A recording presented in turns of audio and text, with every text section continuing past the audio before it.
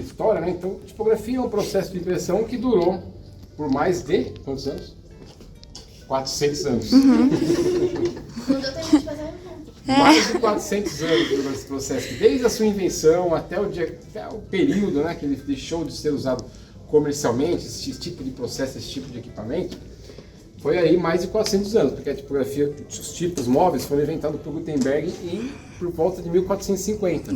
Né? E a tipografia, comercialmente falando, quando você encontrava ainda empresas fazendo esse tipo de processo, durou aí até meados dos anos 90, mais ou menos, por volta do começo dos anos 90. Quando surge a informática, quando surgem os computadores, né, as máquinas computadorizadas, aí passa a tipografia a cair em desuso nos seus processos produtivos. Mas até então, a tipografia, então, se a gente for comparar em termos de história, né, com o que a gente tem hoje de tecnologia, nem se compara com hoje. Você pega a impressão digital, a impressão digital ela vem ali, foi inventada mais nos 70 ali pela Xerox, mas foi entrar com ênfase mesmo nos mercados de produção há 20, 30 anos atrás, aí, de máquinas digitais, né? Então não tem essa... então em termos de história a gente não tem nem como comparar com a tipografia, que é um processo muito mais robusto, só que hoje nós vivemos uma realidade que a tipografia já não é mais viável economicamente. Só para tipos de design, que viu muito pessoal de jornalismo, faculdades de engenharia, para saber como é que era o processo antigamente, conhecer a história também. Então, essa que é a finalidade hoje em dia da tipografia. Vamos começar aqui pelas caixas tipográficas? Aqui, ó. Esse pedaço aqui. Então, aqui, o que nós temos aqui? São as caixas tipográficas, né? Toda tipografia tinha, no mínimo, uma caixa dessa para poder fazer a composição dos seus tipos. Então, o que está aqui? Aqui nós estamos falando da parte de pré-impressão. Se a gente for fazer uma analogia com uma gráfica hoje, nós estamos falando da parte de pré-impressão. Então, hoje que você vai criar um trabalho, você vai lá no computador, escolher fonte, escolher o desenho que você vai fazer, vai inserir o vetor, tudo que você vai fazer, se fazia fisicamente aqui na mão, né? Não tinha nada aqui digital, nada computadorizado para se fazer. Então, como é que se elaborava, por exemplo, uma página de um livro ou uma bula? Deixa eu pegar aqui uma peça aqui para vocês verem.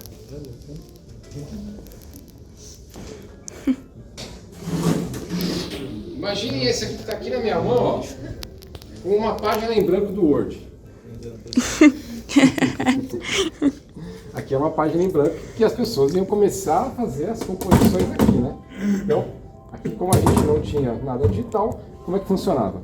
Essas caixas aqui, ó, elas têm uma identificação na extremidade. Que identificação é essa? É o tipo da fonte que é e o tamanho que é essa fonte. Então, para cada fonte que eu fosse aplicar num produto gráfico, eu tinha que ter uma gaveta com o quê? Com essas fontes, todas as letras dessa fonte, maiúscula, minúscula, itálica, negrito. Então, elas eram todas dispostas aonde? Dentro de uma caixa como essa daqui. Para cada fonte, então, um jogo de peças, um conjunto de pecinhas como essa. O que tem numa pecinha como essa daqui, ó? Se vocês pegarem aqui bem na extremidade, ó, vocês vão ver uma letrinha. Bem minúscula ali, ó. Porque essa aqui é uma fonte, possivelmente tamanho corpo 12, uma fonte pequena. Né? Quando você vai lá no computador, escolhe a fonte 12, não tinha isso, então a pessoa vinha aqui escolher pelo tamanho, fonte 12. Aqui eu já tenho uma fonte que é um pouquinho maior, acima de 60, de madeira. Então, até 56 pontos as fontes eram feitas de metal, acima disso eram feitas de madeira. Então a pessoa ia escrever uma página, por exemplo, num livro, recebia aquela página do autor ou uma matéria jornalística, pegava essa caixa aqui e a pessoa ia compondo, uma por uma aqui, ó, letrinha por letrinha, uma do lado da outra. Detalhe, ilegível. Ele tinha que colocar ilegível para depois, a hora de imprimir, ficar legível. Então ela ia compondo aqui todas essas letras, montando certinho como seria a diagramação do produto à mão, na raça.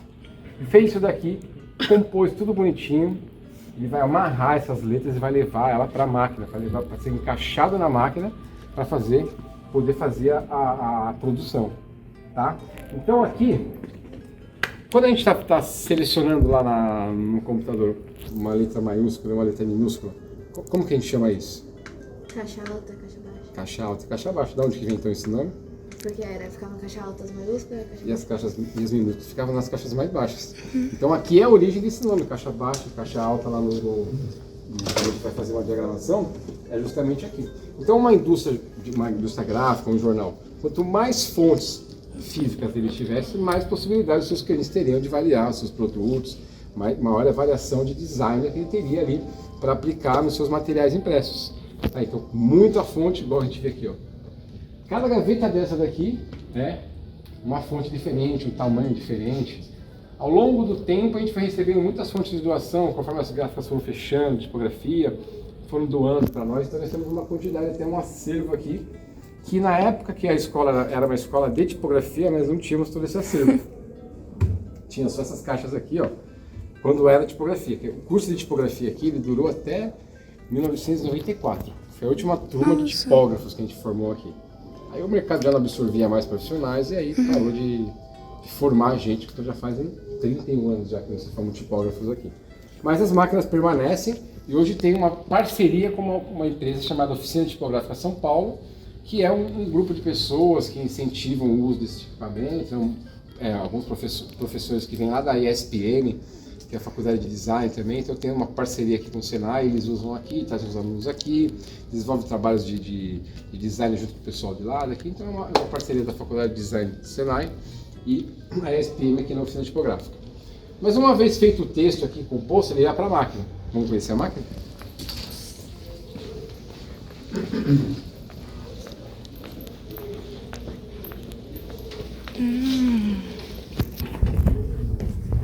Bom, aqui eu tenho um exemplo de um texto composto, tá? Então imagina lá, eu quero fazer um cartazinho, quero fazer um informativo. Montei esse informativo com as letras aqui, ó. Perceba que elas estão, né, no sentido ilegível. Montei elas, amarrei tudo bonitinho. Naquela caixa que seria a página que eu falei para vocês aqui, ó, no Word, dessa caixa eu vou levar ela para onde? Eu vou levar aqui para a máquina. Aqui para essa região da máquina. Nossa.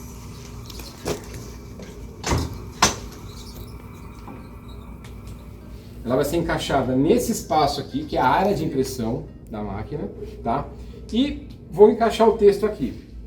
Aí vocês podem me perguntar, mas e o espaço? Como é que faz o espaço ali, se só tem letra?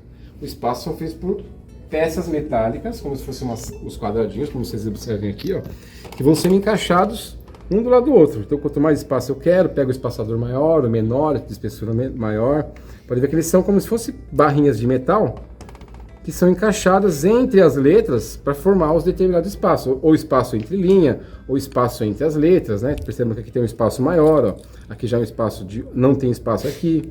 Então, cada espaçamento que eu vou fazendo, eu vou utilizando essas barras, essas pecinhas de metal para fazer esse trabalho. E aqui eu coloco o quê? Coloco esse texto, então, travo ele aqui, ó, com ferramentas específicas, né, com algumas peças específicas, e meu texto ele fica, ó, preso ali na máquina.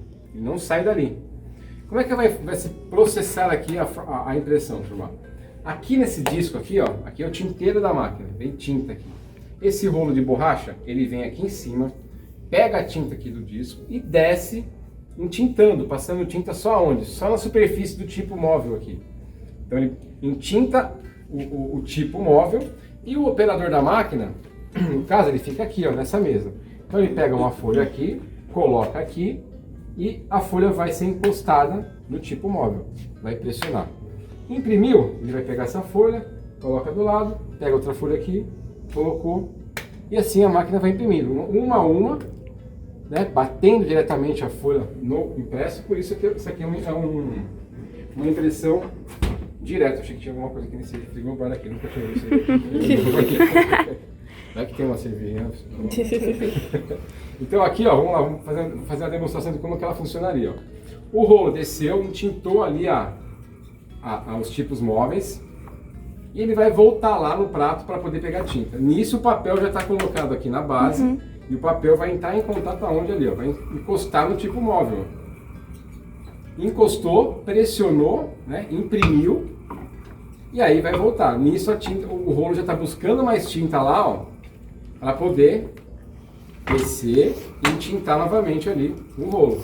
A folha que tinha sido impressa aqui, eu tirei, coloquei uma folha nova, o rolo entintou o tipo móvel e novamente ele vai subir o rolo, o papel vai encostar e assim vai proceder a impressão. Aqui a pessoa fica o dia inteiro só nesse movimento aqui, não, tirando e colocando, tirando e colocando, tirando e colocando. E aí vai 4, 5 mil folhas por períodos Eu ia aí. perguntar isso, quantas folhas tá? Como que é? Eu ia perguntar isso, quantas folhas A tá? produtividade, né? Se o cara for bom mesmo, acho que uns 4 mil por dia, 4, 5 mil por dia, a média. E acredito que até mais, dependendo da velocidade do equipamento, né? Então, não se compara assim com uma máquina manual, uma máquina automática, né? Produtividade é bem menor, mas o cara bom faz uns 5 mil por dia, né? Essa média aí. E aí, né, essa aqui é uma máquina americana, é uma máquina tipográfica, dentre as tipográficas, essa aqui é uma especial, porque ela é uma máquina que ela pertenceu ao Jornal do Brasil, do Rio de Janeiro. Então, até a década de 60, 70 aproximadamente, ela funcionava lá imprimindo jornal, fazendo encartes dos jornais, e aí ficou um tempo lá e eles doaram para a escola, nós restauramos e ela veio para cá. E essa é uma máquina americana, então é uma máquina um pouco diferente das tipografias aqui no Brasil, poucas tinham essa máquina. Apesar de ser uma máquina tipográfica e ser rara, ela ainda dentro das máquinas tipográficas ela tinha a sua peculiaridade de ser uma máquina diferente. Essa daqui não, essa daqui já era mais popularzona. Se a gente for comparar com um carro, antigamente era um Fusca, essa daqui. É o que todo mundo tinha, era mais popular, era uma Catu tipográfica, uma máquina nacional, brasileira, né? Então a fábrica era aqui no Brasil, aqui na Vila Maria, no bairro da Vila Maria, então eles faziam muita máquina tipográfica, até ainda hoje vendem peças para esse tipo de máquina. Vocês já pensam que não, aí tem gente que às vezes utiliza uma outra e tem um revendedor de peça ali que ainda vende algumas pecinhas para elas. E ali umas da Heidelberg são máquinas chamadas Heidelberg de leque. Que ela já tem um avanço muito maior, produtividade maior, porque ela tem ventosa, que leva o papel para dentro, não precisa do contato manual do operador ali com o papel. Então ela trabalha automaticamente, mandando e tirando o papel aqui, mas é o mesmo processo de fotografia, encostando, tintando e promovendo a impressão. Tá, então essas aqui são máquinas de pequeno porte, vamos dizer assim, para tipografia. Quando a máquina era uma empresa jornalística, era uma indústria grande, de jornais, por exemplo, aí as máquinas já eram rotativas, eram máquinas de bobina, no caso. Vamos conhecer ali o outro lado ali, ó. Que ali é Ó, que interessante isso aqui. Isso aqui é assim, essa empresa, por exemplo, tem quase 200 anos. São empresas que passaram por transformações ao longo dos anos, adequaram os seus processos e nunca se entregaram, vamos dizer assim. Não é aquela empresa que se morreu com aquela tecnologia. Nós fazemos isso daqui, não, vai ter que vender isso aqui, a tecnologia acabou, os caras faliram porque não abriram a mente. Essa é uma empresa que ao longo dos anos eles foram se adequando. A Blockbuster. Blockbuster, verdade. Tem vários exemplos. Eles tiveram assim, tudo antes da Netflix. Uhum. Tiveram site antes, tiveram sistema de delivery antes, só não foram pro streaming antes. Só não foram pro streaming. Eu cito bastante, tem um exemplo na minha própria casa mesmo, né? O meu pai ele foi vendedor de máquinas de escrever nos anos 80. E ele conta que no final dos anos 80 haviam algumas reuniões, ele trabalhava na Hamilton, que era uma fabricante. E ele conta que no final dos anos 80 haviam algumas reuniões na empresa, o pessoal falando para os donos, que eram senhores mais antigos, assim, tá chegando um tal de computador aí, precisamos nos adequar, né, a informática, porque as pessoas não vão mais usar máquina de escrever. E ele conta que os caras falavam assim, que computador, nós vamos vender máquina de escrever a vida inteira, como é que as pessoas vão ficar sem usar máquina de escrever? Onde já se viu isso? Isso aqui é uma coisa eterna. Não, tá vindo as impressoras, tá vindo não sei o que lá. Os caras, não, passou 3, 4 anos, não se adequaram e foram à falência. Né? E aí, até a Olivetti mesmo, que não tem mais Olivetti, também não se Eu tenho adequaram. uma em casa, Olivetti, Uma que era do Olivetti? meu Na avô. época que se você não tivesse datilografia, você não tinha emprego. Não tem emprego. A Eu falo isso que eu tenho um trauma também sobre Todo isso. mundo tinha que fazer. Eu perdi o emprego no datilografia. Bradesco porque eu não tinha datilografia. Eu também perdi emprego por não Bradesco. datilografia. Eu fiz todos os testes, eu tinha 15 anos. Minha mãe conhecia o gerente do banco. Não, vem aqui, manda o menino vir aqui para trabalhar do office boy. Todo feliz, passei na primeira entrevista psicólogo, passei na segunda, terceiro dia de teste. Agora vem cá, uma máquina de escrever. O que é isso, meu Deus do céu? Eu fiquei lá. Catando milho ali, ó. A gente falava, tinha esse termo, né? Tá catando milho, né? Pegando aí não passei no teste de datilografia. Mas todo jovem antigamente tinha que fazer, né, curso de datilografia. Senão, para entrar no mercado de trabalho, não conseguiria. Vamos ali, pessoal, vamos pro outro lado ali, ó. Não serve pra nada. Vocês conhecem o fax? Não. Sim, sim. Ah, não. A outra turma, mas eu não conhecia. Só não entende. Quem nunca viu o fax? Ah, eu já Já vi. viu? Já viu o fax? Já viu o fax? Já viu? Eu nunca vi na frente, mas já vi na internet. Ah, O cara passou isso. então o fax ele é o Eu vi no museu. precursor do e-mail, né? Antes do e-mail era fax, era a forma mais moderna de se comunicar. Aí surgiram os e-mails e o fax morreu. Né? Quando inventaram o primeiro e-mail. O fax era uma forma de você mandar a mensagem num papel para a pessoa, né? Então como é que funcionava? Eu tinha um documento aqui, por exemplo, um boleto para pagamento. Aí eu queria que a Manuela pagasse esse boleto lá. Não, boleto não, porque um boleto não dá para transmitir, não. O boleto era muito... Mas uma mensagem, por exemplo, escrita num papel. Aí como é que eu fazia? Pegava o telefone, ligava lá pro telefax da Manuela e pedia para ela buscar o número dela aqui, ó, tal, e dar o sinal de fax. Aí ela dava o sinal de fax. Isso aí eu não tinha um telefone direto no fax, né? Direto no fax, era o telefax. Tinha uns números Isso. que eram só pra fax. Que era só para fax. Aí com o sinal lá, eu escutava aqui o sinal, tá liberado, apertava o botãozinho aqui, colocava no gancho, colocava o papel aqui atrás, ele entrava aqui na máquina, fazia a leitura do papel e lá na máquina do seu local que você estivesse, você ia ter uma bobina também que ia sair a mensagem lá, impressa ali, tudo escrita para você saber. Então era uma mensagem escrita, impressa, lançada via papel, de modo assim, digital, né? Que tinha um leitor digital aqui que fazia Nossa, essa... não consigo entender como é que passa o papel aqui, passa o papel lá. E passa ao pra mesmo lá, né? tempo. Às vezes as pessoas nunca Isso é entenderam meio muito confuso. bem, né? Mas era digital que fazia aqui, um mês aqui que Eu tenho uma fazia história essa boa com leitura. fax, depois eu conto. História boa. A gente recebia, eu trabalhava com uma indústria gráfica que fazia esmalte. E aí a gente recebia por fax a lista de modelos. E vinha o nome. E aí tinha um esmalte que era para chamar Rebu. Só que a tinta de fax manchou e o E ficou parecendo um O. E ele saiu assim. O E ficou O E virou um O. Aí virou robô. Aham. E ninguém viu lá, o estagiário que montava, né? Tirou fotolito, imprimiu. Aí um dia o cliente ligou, falou, viu? Saiu errado, não é Rebu, é Robu. Aí eu falei, tá bom, a gente conserta. Ele falou assim, não, mas é a cor que mais tá vendendo, agora deixa assim. E aí foi por causa do fax. Nesse caso, igual diz aquela música, o erro deu certo. É. Interessante, hein? A indústria gráfica antigamente tinha muito disso, né? Recebia muita informação por fax. Né? Tinha um trabalho clássico que a gente tinha aqui, que era um jornal que saiu em Porto Alegre, se eu não me engano, e a foto era uma senhora, era uma nota de falecimento. E a senhora estava do lado do netinho, assim, era para aparecer na foto só a senhora, para cortar, que né? alguém escreveu, cortar a velha, É. né? É. Aí eles falam, só um minutinho, pessoal. Aí eles... Pessoal, Essa aqui é uma mini catu? não, essa daqui é uma... Vamos dizer assim, é uma mini tipográfica manual. Aham, coloca aqui a Isso. Isso aqui é a força que você vai aplicar aqui não é elétrica, nada, na mão mesmo, né? Você coloca mesmo sistema daqui lá. Tinta, o tipo aqui, e sobe e desce aqui, ó. Tintou ali, Faz uns papel aqui, menorzinhos. menorzinho. Essa aqui é muito clássico do Brasil, feito para fazer literatura de cordel. Então muitos pessoal Vai madeira Nordeste, também ou não? vai madeira, o pessoal faz estilogravura, né? E vai aqui a estilogravura. Então essa aqui, uma máquina dessa aqui, você encontra na internet para vender, tem uns sites aí que... Não, podia ter no Senac. Então, uma máquina O Senac podia ter, né? 4 mil, 5 mil, você encontra uma dessas para vender. O Senac consegue pagar isso. Então. Ele aqui, ó. Tem um site da Argentina, na Argentina tem muitos aqui, né? A Argentina tem uma cultura gráfica muito mais elevada que no Brasil.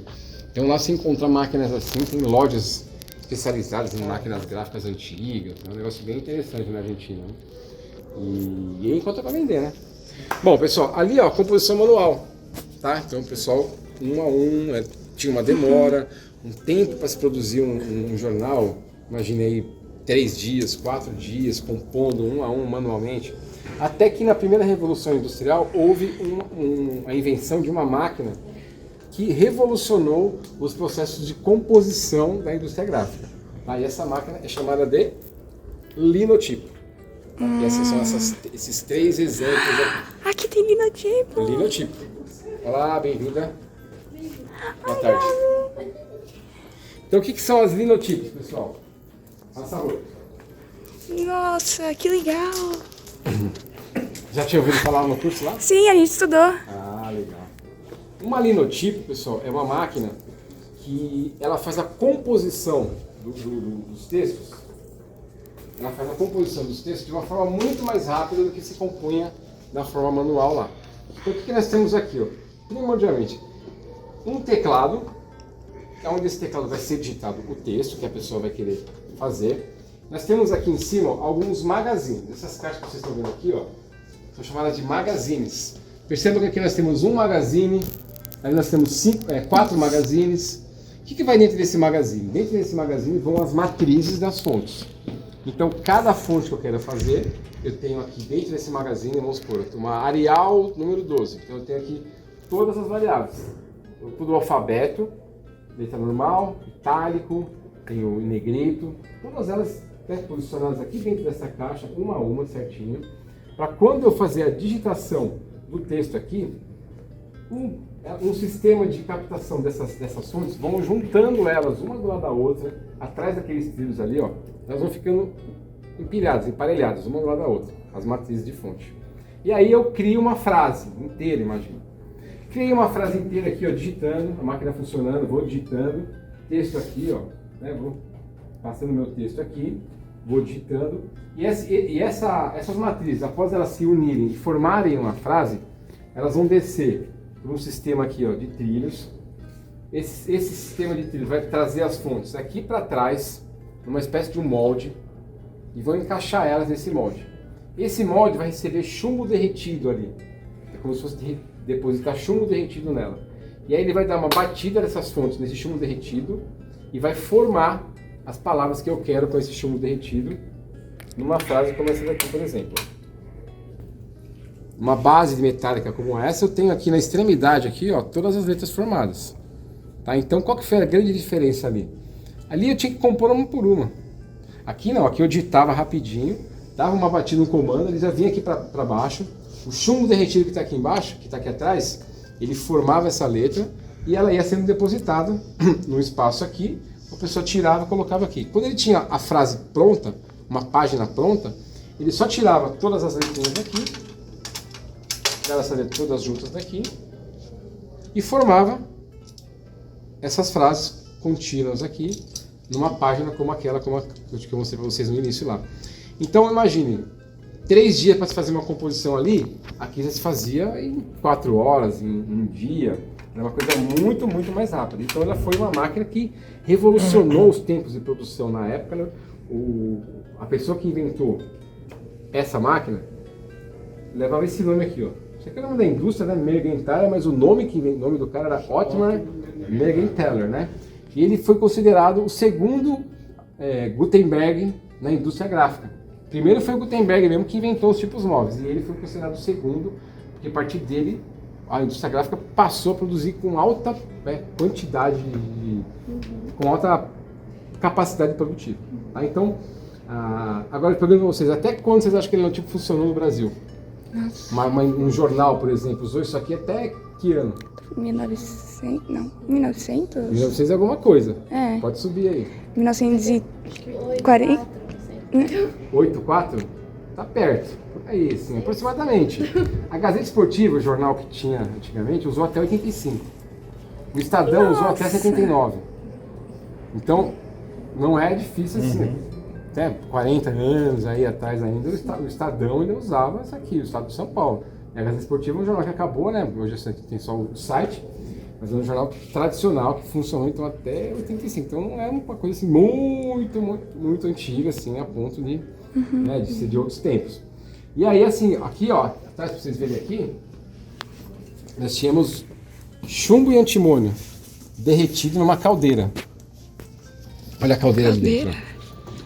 Nossa. Ali está solidificado. É. Só que quando a máquina está ligada, isso aqui é aquecido.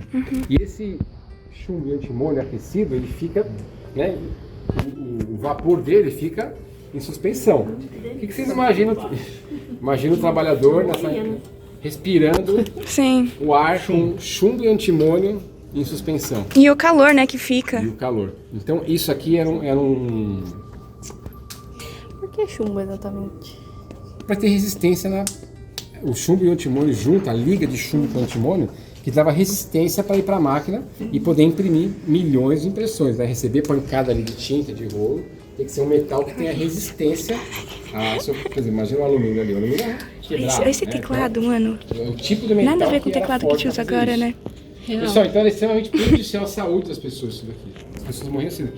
É por causa de máquinas assim que existia a insalubridade na área gráfica. Até porque tipo, aí tinha essa lei que a pessoa se aposentava com um tempo bem menor.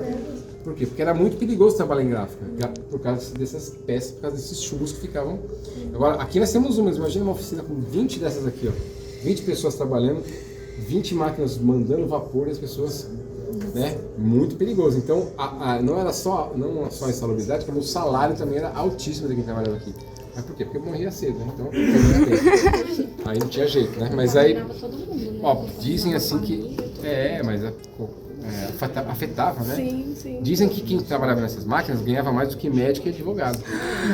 Mas aí às vezes vale a pena. Não, eram pessoas letradas, porque na época você tinha que ter não só conhecimento, né, pra saber usar a máquina. Alfabetizado, ser letrado, saber de muitas coisas, comandos. Isso aqui, mano, que difícil de usar. Então a pessoa tinha que ter um certo conhecimento e aí ganhava-se bem. Existia até no Brasil um concurso nacional dos linotipistas. Era promovido por um jornal e eles colocavam vários linotipistas de vários jornais numa oficina concorrendo para ver quem fazia o texto mais rápido. O cara ganhava troféu, tudo era o linotipista mais rápido do Brasil. Era uma profissão bem conceituada, mas tinha esse problema de afetar a saúde das pessoas, porque era muito prejudicial. Só para a gente fechar aqui então a visita aqui na tipografia, pessoal. Aqui nós temos uma máquina de alta produtividade, de um formato maior, tá? Então aqui, ó, nós temos a máquina que trabalha com o formato folha inteira. Isso aqui é uma folha 66 por 96, padrão da indústria gráfica, tá?